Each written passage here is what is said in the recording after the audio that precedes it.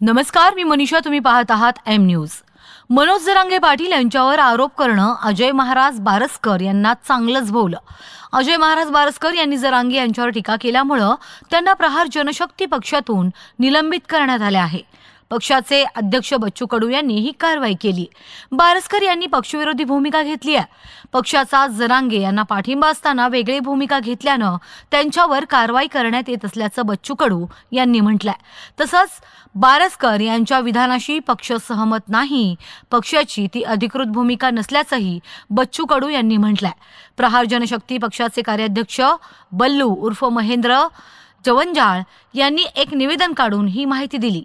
अजय महाराज बारसकर यांनी मनोज जरांगे पाटील यांच्याबाबत जी भूमिका मांडली त्यांचं प्रहार जनशक्ती पक्ष समर्थन करत नाही किंवा प्रहार वारकरी संघटनाही समर्थन करत नाही किंवा आमचा या विधानाशी काहीही संबंध नाही. अजय बारसकर यांना प्रहार जनशक्ती पार्टी आणि प्रहार वारकरी संघटनेमधून बडतर्फ करण्यात येत आहे. त्यांचा पक्षाशी आजपासून काहीही संबंध राहणार नाही असं बच्चू कडू यांनी म्हटलंय. दरम्यान नेते आणि कार्यकर्त्यांसाठी बच्चू कडू यांनी नवा आदेशही दिला.